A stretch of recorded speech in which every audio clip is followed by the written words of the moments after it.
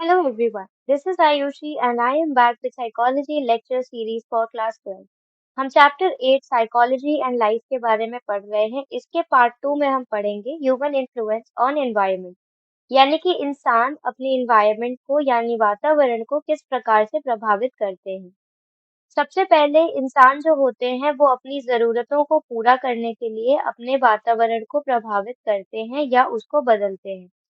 For example लोग मकान बनाते हैं धरती पर खुद को शेल्टर या पनाह देने के लिए। इसकी वजह से वो पृथ्वी का इस्तेमाल करते हैं यानी नेचर को इस्तेमाल करते हैं। इंसानों के कुछ काम जो होते हैं वो हमारे एनवायरनमेंट को नुकसान पहुंचा सकते हैं और डैमेज भी कर सकते हैं। फॉर एग्जाम्पल जो रेफ्रिजरेटर्स और एसीज हम लोग आजकल यूज करते हैं, उससे क्लोरोफ्लोरोकार्बन नाम की गैस और भी कई प्रकार की गैसेस रिलीज होती हैं, जिसकी वजह से वायु प्रदूषण होता है और इसकी वजह से ओजोन डिप्लीशन हो रहा है। यानी कि जो ओजोन लेयर होती है धरती को जो प्रोटेक्ट करती है सूरज की किरणों से, उसमें नुकसान पहुंच रहा है। वो ओजोन लेयर घट रही है जिसकी वजह से लोगों को तमाम शारीरिक दिक्कतों का सामना करना पड़ रहा है, जैसे कि स्किन कैंसर। नेक्स्ट है कटिंग ट्रीज यानी पेड़ों को काटना यानी डिफॉरेस्टेशन वाटर साइकिल और कार्बन साइकिल को नुकसान पहुंचाती है, जो बारिश का पैटर्न बदलती है जिसकी वजह से लोगों को दिक्कत आती है।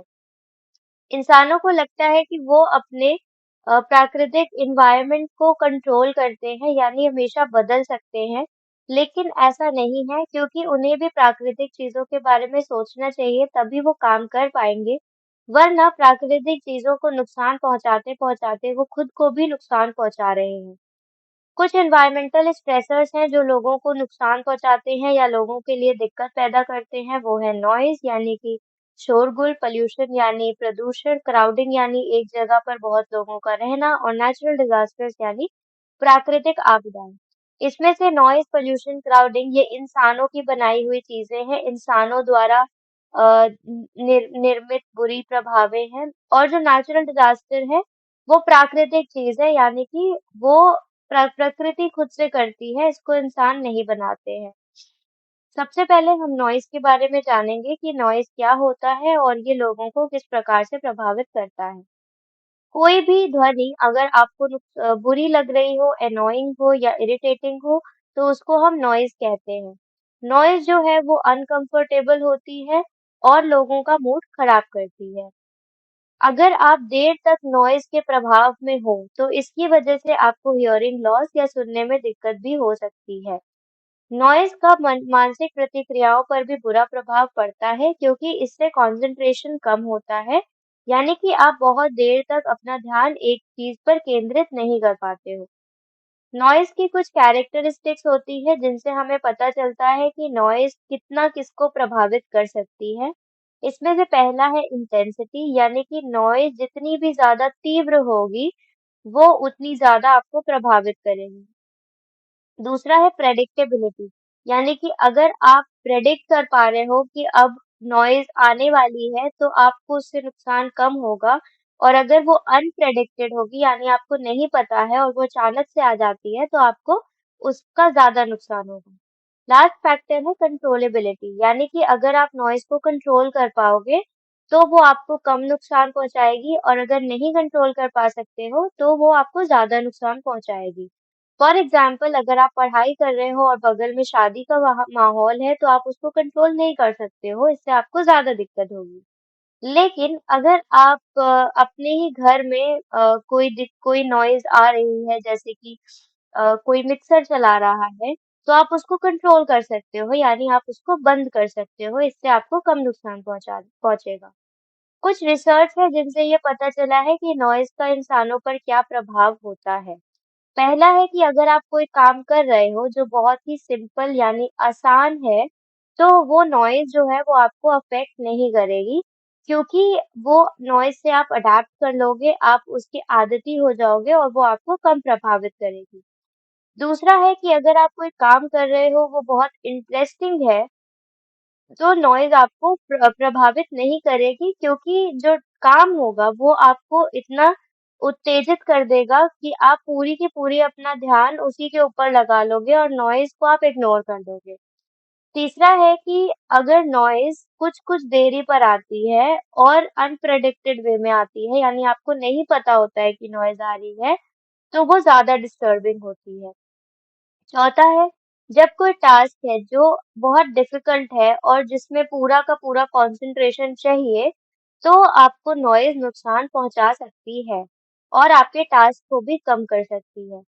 फिफ्थ है, जब आप नॉइज़ को टॉलरेट कर सकते हो और नॉइज़ को बंद कर सकते हो, यानी कंट्रोल कर सकते हो, तो आपके जो दिक्कत है काम में वो घट जाएगी। यानी कि अगर आप किसी नॉइज़ को कंट्रोल कर सकते हो तो आपको उससे नुकसान कम पहुंचेगा। लास्ट है कि नॉइज़ जो है वो आपको मानसिक रूप से दिक्कत पहुंचाती ही है, लेकिन इसके साथ-साथ भावनात्मक रूप से भी ये आपको नुकसान पहुंचाती है, क्योंकि आप इससे इरिटेटेड होते हो, आप एनॉयड महसूस करते हो, आपको सोने में दिक्कतें होती हैं। ये जो चीज़ें होती हैं, इनकी वजह से नॉइज़ आपको नुकसान पहुंचा सकती है। जो नॉइज़ का स्ट्रेसफुल इफ़ेक्ट होता है वो इतने हद तक आपको नुकसान पहुँचाता है जब तक आप उसको उसके आदती नहीं हो सकते हो। यानी कि जो प्रेडिक्शन होता है, कंट्रोलेबिलिटी होती है, ये चीज़ें बताती है कि नॉइज़ आपको कितना प्रभावित करेगी। नेक्स्ट है पॉल्यूशन, यानी कि प्रदूषण। एनवायरमेंटल पॉल्यूशन जो होता है वो कई तरीके से आपको दिख सकता है, यानी हवा के तौर पर, पानी के तौर पर और मिट्टी के तौर पर।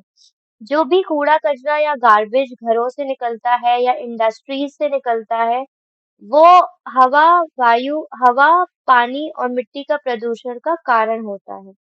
रिसर्च ने ये बताया है कि जो प्रदूषण होता है वो डायरेक्टली या इनडायरेक्टली हमारे मानसिक प्रतिक्रियाओं पर प्रभाव डालता है। किसी भी प्रकार का वातावरण प्रदूषण हमारे नर्वस सिस्टम को नुकसान पहुंचाता है, क्योंकि उसमें टॉक्सिक सब्सटेंसेस यानी हार्मफुल चीजें होती हैं, जिसकी वजह से आपको मानसिक रूप से दिक्कत का सामना करना पड़ सकता है। आपको भावनात्मक रूप से भी इसका सामना करना पड़ सकता है, क्योंकि आपको पॉल्यूशन से डिस्कम्फर्ट होता है, आप काम अच्छे से नहीं कर पाते हो, आपको अपनी जॉब में इंटरेस्ट कम हो जाता है और घबराहट बढ़ जाती है। जो लोग होते हैं वो ऐसी लोकेलिटी में नहीं रहना पसंद करते हैं जहाँ पे बहुत कूड़ा कचरा हो या जहाँ पे वायु प्रदूषण बहुत ज्यादा हो, क्योंकि इसकी वजह से उनको घुटन महसूस होती है और सांस लेने में दिक्कत होती है। इसकी वजह से लोग अपने काम पर फोकस नहीं कर पाते हैं।